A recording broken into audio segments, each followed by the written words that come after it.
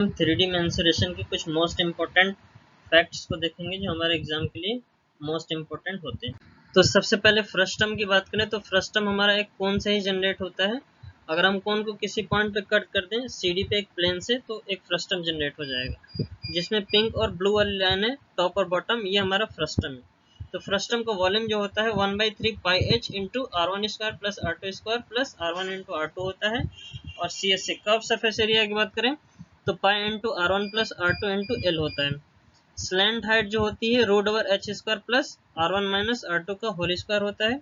और इस तरीके से अगर हम टोटल सरफेस एरिया निकालें तो इसमें कर्व सरफेस एरिया और दोनों बेस एरिया को ऐड करना होगा, अपर और लोअर एरिया। अगर अपर एरिया मान लेते हैं पाई R1² है और लोअर एरिया अगर रेडियस R2 लें तो पाई R2² हो जाएगा। इस तरीके से टोटल सरफेस एरिया अगर इसमें से हम पाई कॉमन करते हैं तो R1² plus R2² plus L into R1 plus R2 हो जाएगा।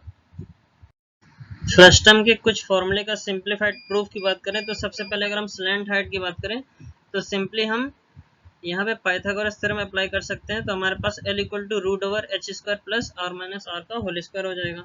ठीक इसी तरीके से कर्व सरफेस एरिया की बात करें तो जब फ्रस्टम को ओपन करेंगे तो ये एक तरीके से ट्रेपेजियम लाइक स्ट्रक्चर फॉर्म होगा। तो उस केस में भी ट्रेपेजियम का curve total surface area half of A plus B into height होता है। A और B पैरेलल साइड्स होती हैं, इस केस में भी ये दोनों कर्व लाइन पैरेलल होंगी और उनके बीच की डिस्टेंस भी इक्वल स्मॉल l होगी। तो वही कॉन्सेप्ट यहाँ पे भी अप्लाई कर सकते हैं। तो half of A plus B into H means half of A का मतलब 2πr बॉटम पैरामीटर और B का मतलब top parameter means 2π into small r हो जाएगा इंटू L हो जाएगा। तो फाइनली जब कॉमन करके सॉल्व करेंगे तो CSA pi into R plus small r into L हो जाएगा। ठीक इसी तरीके से टोटल सरफेस एरिया के केस में हम कर्व सरफेस एरिया में दोनों बेस एरिया को ऐड कर देते हैं। तो पाई कॉमन करेंगे तो R² plus small r² plus R into L हो जाएगा। यहाँ पे L का multiplication R plus small r के फैक्टर से होगा। ठीक इसी तरीके से अगर हम थर्ड वाले फॉर्मूले की बात करें वॉल्यूम का फॉर्मूला, तो उस केस में हम इस कोन को इस तरीके से एनालाइज कर सकते हैं और यहाँ पे दो ट्रायंगल, इसको 2D में विजुलाइज करने के बाद दो ट्रायंगल मिलेंगे हमारे पास OAB और OCD। दोनों ट्रायंगल सिमिलर होंगे तो इनके साइड का रेशियो भी सिमिलर हो जाएगा मीन्स स्मॉल r और कैपिटल R का ratio H minus H upon capital H हो जाएगा। तो यहाँ से कैपिटल H की value R into H upon R minus R हो जाती है। और वॉल्यूम निकालने के क्रम में हम क्या करेंगे, टोटल कोन के वॉल्यूम से स्मॉलर कोन के वॉल्यूम को माइनस कर देंगे, सारी वैल्यूज पुट करेंगे तो वॉल्यूम का formula 1/3 of pi capital R² plus small r² plus small r into capital R whole into H हो जाएगा। अब एक क्वेश्चन हमारे एग्जाम में बनता है, अगर किसी स्फेयर को हम कोन के अंदर रख दें तो स्फेयर का मैक्सिमम रेडियस कितना होगा। तो इस केस में भी हम सिमिलरिटी का ही यूज कर सकते हैं। अब देखिए ABC और APO दो ट्रायंगल है हमारे पास। अगर यहाँ पे L के प्लेस पे अगर P ले पॉइंट तो ABC और APO यहाँ पे दो सिमिलर ट्रायंगल बनेंगे। यहाँ पे भी साइड का रेशियो इक्वेट करेंगे और capital R equal to small r into H हो जाएगा। कुछ मोस्ट इम्पोर्टेंट फैक्ट्स की बात करें तो सबसे पहले साइक्लिक क्वाड्रिलेटरल की बात करते हैं। तो ऐसा क्वाड्रिलेटरल जो किसी सर्कल जिसके वर्टिसेस सर्कल के सरकमफेरेंस पे हो तो ऐसे क्वाड्रिलेटरल को हम साइक्लिक क्वाड्रिलेटरल कहते हैं। एंगल वाली प्रॉपर्टी क्या होती है, अपोजिट एंगल का सम हमेशा 180 होता है। जैसे A और C का सम 180 होगा, B और D का भी सम 180 होगा।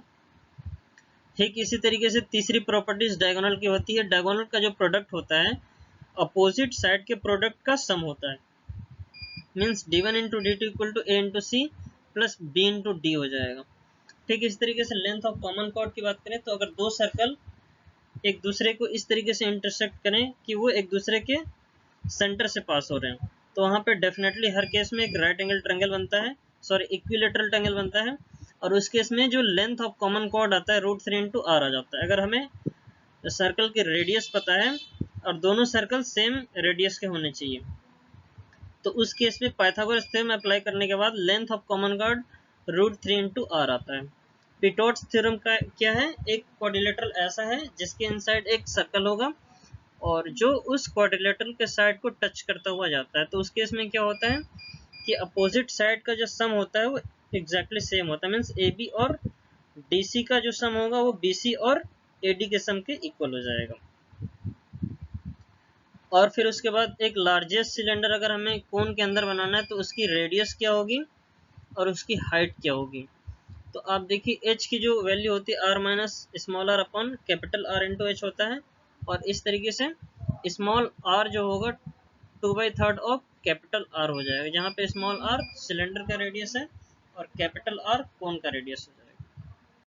सिमिलरिटी के कॉन्सेप्ट से हम इजिली साइड का रेशियो इक्वल करने के बाद h r minus r upon r into H हो जाता है और small r equal to 2/3 of capital R हो जाता है। ये हमारे फ्रस्टम का कर्व सरफेस एरिया और टोटल सरफेस एरिया का फॉर्मूला है, जो बेसिकली हम कोन के कर्व सरफेस एरिया और टोटल सरफेस एरिया का डिफरेंस लेके पता करते हैं। So this is all about in this video. Thanks for watching. Thank you so much.